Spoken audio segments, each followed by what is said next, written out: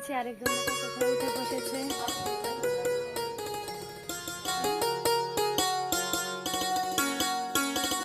Good morning everyone, Radhe Radhe. সবাই কেমন আছো? সকলের সুস্থতা কামনা করে আরও একটি নতুন ব্লগ স্টার্ট করছি। ছোটদেরকে আমার ভালোবাসা আর বড়দেরকে প্রণাম জানিয়ে আজকের সকালটা শুরু হলো আমার মামার বাড়িতে। আগের ভিডিওতে তোমাদের সঙ্গে শেয়ার করেছিলাম আমরা সবাই মিলে এসেছি মামার বাড়িতে। আমার শ্বশুরমশাই, শাশুড়ি মা, মা, বাবা, বোন, আমরা সবাই মিলে এসেছিলাম। আজকে সারাদিন মামার বাড়িতে কি করি না করি সব কিছুই তোমাদের সঙ্গে শেয়ার করব। আই হোপ আজকের এই ভিডিও দেখতে তোমাদের সবার অনেক ভালো লাগবে। এখন কিন্তু ঘড়িতে 5টার মতো বাজে। আমরা ঘুম থেকে উঠে গিয়েছিলাম 4:30টার দিকে, আর বেশ ফর্সা হয়ে গেছে। আমরা যখন ঘুম থেকে উঠেছিলাম কিন্তু একটা অন্ধকার ভাব ছিল, এখন কিন্তু পুরোপুরিভাবে ফর্সা হয়ে গেছে। আর এই যে দেখো, আমরা কিন্তু মাশরুম তুলছি সবাই মিলে। আমার মামার বাড়ির পেছনেই এই যে কারকল ক্ষেত, এইখানটায় প্রচুর পরিমাণে মাশরুম হয়েছে। আর এদিকে কেউ এইসব খায় না, আমরা কিন্তু বেশ ভালোই বাসি এগুলো খেতে। তোমরা কে কে খাও অবশ্যই কিন্তু কমেন্ট করে জানিও। আর যেইগুলো চাষ করা হয় ওইগুলো কিন্তু একটু অন্যরকম হয় মাশরুমগুলো, আর এই মাশরুমগুলো দেখো একটু অন্যরকম। আরও কিন্তু প্রচুর পরিমাণে মাশরুম ছিল, তো সবগুলো আর তুলিনি, কারণ এতগুলো তুলে নষ্ট করে লাভ নেই। কিছু কিছু মানুষ এগুলো খায়, আবার কিছু কিছু মানুষ খায় না, কারণ অনেকে মনে করে এগুলো ব্যাঙের ছাতা। না, ব্যাঙের ছাতাও আছে কিন্তু অন্যরকম, এগুলো মাশরুম। অনেকেই ভাবে এগুলো ব্যাঙের ছাতা, সেই জন্য কিন্তু খায় না।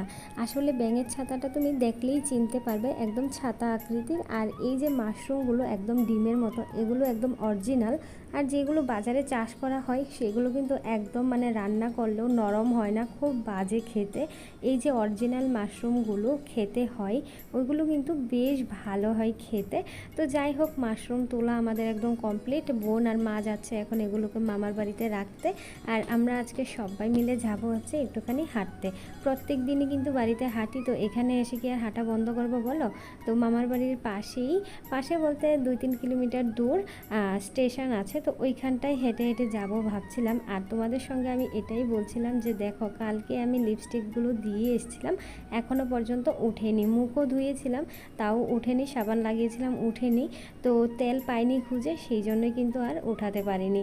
তো ওটাই বলছিলাম, দেখো আমি একটা পাগল, আমি এখনও পর্যন্ত লিপস্টিক পরে আছি। আর তোমরা কেউ কেউ হয়তো ভাবতে পারো সকালবেলা হাঁটতে যাচ্ছি আমি লিপস্টিক পরে, সেই জন্যই কিন্তু তোমাদেরকে আমি বলে দিলাম যে এগুলো কালকে যে দিয়ে এসেছিলাম ওই লিপস্টিকটাই এখনও পর্যন্ত ওঠেনি। আর চারিদিকটা দেখো ভীষণ ভালো লাগছে, গ্রামের পরিবেশ দেখতে কিন্তু বেশ ভালোই লাগে। তোমাদের কার কার ভালো লাগে? আমার তো ভীষণ পরিমাণে ভালো লাগে। তো চলো, আমি কি বলছি তোমরা একটুখানি শুনে নাও। এদিকে স্টেশন আছে একটা, তো ওইখানে সম্ভবত জায়গা, যদি যাই দেখাবো অবশ্যই। তো চলো ভিডিওটা কন্টিনিউ দেখতে। আমগুলো সাইজ দেখো তোমরা একবার, মামাদের গাছের আম। মামার বাড়ির একদম সামনেই কিন্তু এই ড্রাগন ফলের বাগানটা আছে, তো বাইরে থেকেই একটুখানি ভিডিও বানালাম।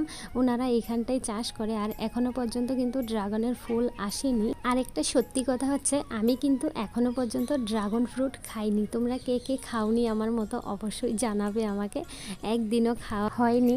তো যাই হোক, তারপর দেখো হাঁটতে হাঁটতে আমরা একদম চলে এসেছি একটা চার দোকানের সামনে। আর এসে দেখো ওই যে আমাদের সাইডে বসে আছে, তোমরা হয়তো এতক্ষণ দেখোনি, রাস্তা দিয়ে আসছিলাম তখন এই দাদা ভাইয়ের সঙ্গে দেখা। উনি হচ্ছেন আমার একজন বোনের ভাসুর হয়, তাহলে আমাদের সম্পর্কে বিয়াই হয়েছে। তো ওনার সঙ্গে দেখা হয়েছে বলে বাবা ওনাকে নিয়ে আবার চা খাইয়েছে, আবার আমরাও সবাই চা খেলাম। আর আমি কিন্তু চা খাইনি, আমি শুধুমাত্র 2টা বিস্কিট খেয়েছি, কারণ চা খেতেও আমার বারণ আছে সেই জন্য। তো যাই হোক, তারপর এই যে বললাম আমার বোনের ভাসুর হয়, তো বোনের বাড়িতে এসছি এখন। এসে দেখি কি সুন্দর থানকুনি পাতা, তো এইখান থেকে কিছু থানকুনি পাতা পারলাম খালি পেটে খাবো বলে। তো এখন এগুলিকে ভালো করে ধুই তারপর খেলাম আর কি। খেয়ে দিয়ে বোনের বাড়িতে বসেছিলাম। তো বোনের ছেলে এই দিকটায় দেখো আবার আমাদেরকে খেলনা এনে দেখাচ্ছে, কল দিয়ে কিভাবে জল বেরোয়। খুব সুন্দর লাগলো খেলনাটা দেখে, আর নিজের ছোট্টবেলার কথাও মনে পড়ে গেল। আমি যখন ছোট্ট ছিলাম আমারও কিন্তু এরকম একটা খেলনা ছিল, কল ছিল, সুন্দর রান্নাবাটি খেলতাম, তো এখান থেকে জল তুলতাম, এইরকম খেলা করতাম আর কি। তারপর এই যে দেখো বোনের বাড়িতে আবার একটুখানি বসে চা খেলাম, খেলাম। আমি তো খাইনি, বাকিটা চা খেয়েছে, মুড়ি খেয়েছে, তারপর বেরিয়ে পড়লাম। আমরা যেই বোনের বাড়িতে গিয়েছিলাম ওই বোনকে কিন্তু ভিডিওতেই আনা হয়নি, কারণ বোন একটুখানি ব্যস্ত ছিল কাজে কর্মে, সেই জন্য। তারপর বাড়িতে আসছিলাম, মানে মামার বাড়িতে আসছিলাম, এমনই টাইমে দেখি একটা দোকানের মধ্যে কাঁঠাল বিক্রি করছে। আর আমার বাবা এতটাই কাঁঠাল প্রেমী যে হাতে করে কাঁঠাল নিয়ে এসে পড়লো শ্বশুর বাড়িতে। আমার বাবার তো শ্বশুর বাড়ি আর আমরা হচ্ছে মামার বাড়ি। তো মামার বাড়িতে আবার এসে আবার চা খাওয়া হচ্ছে। দেখো আজকের দিনে মনে 3-4 বার চা খাওয়া হয়ে যাচ্ছে। আমি তো কিচ্ছুই খাইনি এখনও পর্যন্ত, দেখা যাক কি খাওয়া যায়। আর হচ্ছে কি, আমার বোন ভীষণ চা খেতে ভালোবাসে। দেখো যেখানেই যাচ্ছে চা খেয়েই যাচ্ছে, আর চায়ের সঙ্গে কিছু না কিছু খাচ্ছেই আর কি, খাওয়াটা একটু বেশি ভালোবাসে। তো যাই হোক, তারপর এই যে দেখো বাড়িতে এসে এখন লিপস্টিকটা তুলতে বসেছি, একটুখানি তেল খুঁজে পেয়েছি, তারপর একটা এই যে আমার নাইটি দিয়েই ভালো করে মুছে নিচ্ছি লিপস্টিকটা। তো লিপস্টিকটা উঠিয়ে আমিও এখন বসে পড়লাম সকালের ব্রেকফাস্ট করতে। আমার ব্রেকফাস্টে দেখো মুড়ি আর গুড়, আর বাকি সববার ব্রেকফাস্টে কিন্তু খুব ভালো ভালো খাবার ছিল। তো আমি যেহেতু খাইনি আর তোমাদের সঙ্গে শেয়ারও করিনি। তারপর এই যে দেখো সোজা চলে এসেছি রান্নার ঘরে এসে এখন এই যে দেখো সব্বার জন্য কিন্তু চা বসিয়ে দিয়েছি। আর আমার শাশুড়ি মা শ্বশুরমশাই সবাই আছে, তো সব্বার জন্যই চা করছি। আর আমার শাশুড়ি মা হচ্ছেন চিনি দিয়ে চা খায় না, তো ওনার জন্য আলাদাভাবে আবার চা বানাবো। তো যাই হোক, ওনারা কিন্তু আজকে চলে যাবে, মা আর বাবা হচ্ছে আজকে চলে যাবে, বাকি আমরা সবাই কিন্তু আজকের দিনটাই থাকবো। মামার বাড়িতে যেই অনুষ্ঠানটা হওয়ার কথা ছিল, কীর্তন হবে, তো কীর্তনের লোক পাওয়া যায়নি, সেই জন্য একদিন পিছিয়ে কীর্তনটা হচ্ছে আর কি। তো আমরা একটা দিন বেশি থাকবো, কারণ না থাকলেও মামা মামি সবাই অনেক পরিমাণে রাগ করবে, সেই জন্য থাকতে হবে। আর আমার শ্বশুর শাশুড়ি মানে মা বাবা হচ্ছে চলে যাবে, কারণ বাড়ি তো ফাঁকা, বাড়িতে তেমন কেউ নেই, সেই জন্য চলে যেতে হবে আর কি ওনাদের। সবাইকে চা করে দিয়ে তারপর এই যে দেখো আমি এসে পড়েছি ঘরে। এসে এই যে আমার বাবাইয়ের জন্য আর কি এই হাতের চুড়িগুলো দিয়েছিলাম বানাতে। তো এই যে এটা হচ্ছে আমার মামার ছেলে, আমার মামাতো ভাই। তো মামার ছেলের হাতেও এরকম চুড়িগুলো আছে, এটা কিন্তু রূপো দিয়ে বানানো।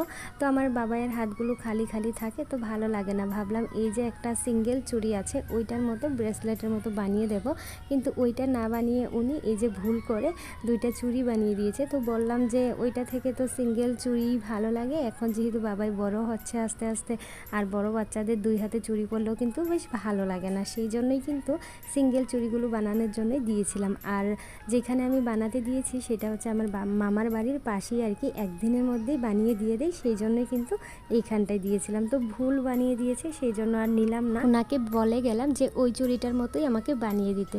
এইদিকে দেখো বৃষ্টি শুরু হয়ে গেছে, আমার শ্বশুরমশাই শাশুড়ি মা দুজনেই চাটা খেয়ে একদম রেডি বাড়ি যাওয়ার জন্য। এরই মধ্যে দেখো প্রচুর পরিমাণে বৃষ্টি শুরু হয়ে গেছে, ওনারা কিন্তু আর যেতে পারলো না, ওনাদেরকে অনেক বলে টলে রেখে দিলাম, তাও কিন্তু যাওয়ার অনেক চেষ্টা করেছে, কিন্তু আমরা যেতে দিলাম না আর কি। তো যাই হোক, বৃষ্টি কমলে বলছিল চলে যাবে, থাকবে না, কারণ আমার ভাসুর একা বাড়িতে, রান্নাবান্না কে করবে, খাওয়া দাওয়া কীভাবে করবে, সেই জন্যই কিন্তু বাড়ি যেতে হবে। আর এইদিকে দেখো আমার সোনা বাবা আর হচ্ছে আমার ভাই দুজনেই কিন্তু একই বয়সের, কিন্তু ওরা মামা আর ভাগ্নে, দুজনে মিলে খুব মজা করছে, একই বয়সের তো খুব মজা করছে, আনন্দ করছে আর কি। আর এইদিকে দেখো এখন রান্না বান্না সকালের কমপ্লিট, তারপর একটুখানি সবজি নিয়ে বসে পড়েছে, সবাই মিলে টেস্ট করবে কেমন হয়েছে না হয়েছে দেখার জন্য।